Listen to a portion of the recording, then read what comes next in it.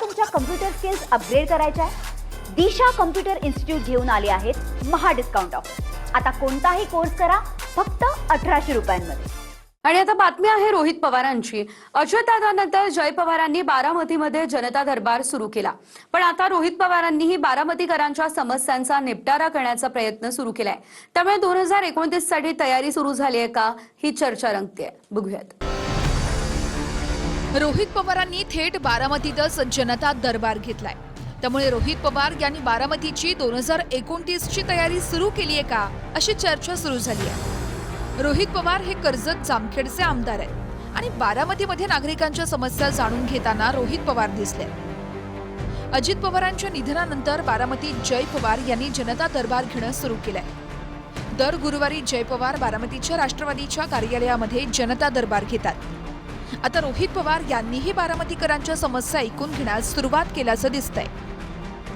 मात्र हा जनता दरबार नसून ऍडमिशन सह इतर अडचणी ऐकून घेण्यासाठी इथे आल्याचं रोहित पवारांचं म्हणणं आहे। 300 पेक्षा जास्त पोल्ट्री फार्मर आहेत, त्यामुळे जे काही लोक मला फोन करतात, भेटायचंय, पोल्ट्रीचा विषय, ॲडमिशनचा विषय, अजून दुसरा कुठला तरी विषय, तो मार्गी लावण्यासाठी फोनवर न बोलता मग मी कधीतरी एखाद ठिकाण देतो आणि त्या ठिकाणी येऊन, जसं इथं एका छोट्या खोलीमध्ये येऊन मी बसलेलो आहे आणि आता लोक जे येतात त्यांचे काय अडचणी असतील, जेवढे जमतील तेवढे मी प्रामाणिकपणे सोडवण्याचा प्रयत्न करतो। हा जनता दरबार आता सातत्याने सुरू राहणार आहे। हा जनता दरबार नाहीच आहे। जनता दरबार तर तुम्ही माझा बघितला तर कमीत कमी 2-1 हजार लोक असतात। माझा जनता दरबार एवढा छोटा नसतो। बारामती विधानसभेत अजितदादांच्या जागी सुनेत्रा पवार आमदार झाल्या। 2024 मध्ये विधानसभेत पवार विरुद्ध पवार असा सामना झाला होता। अजित पवारांच्या विरोधात युगेंद्र पवार हे लढले होते। मात्र रोहित पवार यांनी बारामतीत नागरिकांच्या समस्या सोडवण्यास सुरुवात केल्यानं 2029च्या काही हालचाली आहेत का, असा प्रश्न आहे।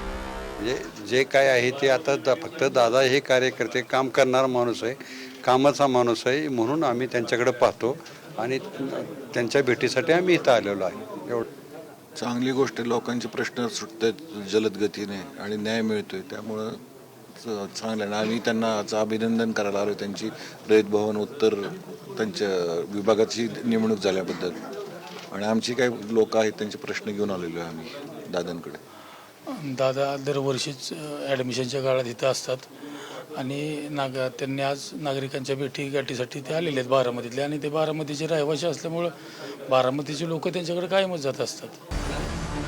दादांची राष्ट्रवादी भाजपसोबत महायुतीत आहे, विलिनीकरण होणार नाही हे नुकतंच शरद पवार यांनी त्यांच्या राष्ट्रवादीच्या बैठकीत स्पष्ट केलं। अशा वेळी पुन्हा 2029 मध्ये पवार विरुद्ध पवार होणारच, हेही रोहित पवार यांनीच म्हटलंय। अजितदादांचा पक्ष भाजप बरोबर आहे, आम्ही भाजपच्या विरोधात आहोत। अजितदादांचा पक्ष भाजप बरोबर जर तसाच राहिला तर कायमस्वरूपी आम्ही विरोधातच राहणार आहे। त्यामुळे दोन्ही पक्ष एकत्र येणं हे होऊच शकत नाही।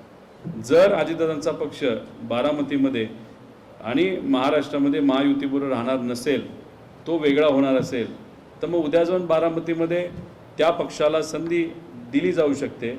आमचा पक्ष तिथं उभा नाही हे राहणार। अजित पवार हयात असतानाच लोकसभा आणि नंतर विधानसभेत पवार विरुद्ध पवार अशी लढत झाली। आता 2029 मध्येही फारसं चित्र बदलेल असं रोहित पवार यांच्या बोलण्यावरून वाटत नाहीये। दीपक कापरे, TV9 मराठी, बारामती। तुम्हाला तुमच्या कम्प्युटर स्किल्स अपग्रेड करायच्या आहे? दिशा कम्प्युटर इन्स्टिट्यूट घेऊन आले आहेत महा डिस्काउंट ऑफर। आता कोणताही कोर्स करा फक्त 1800 रुपयांमध्ये।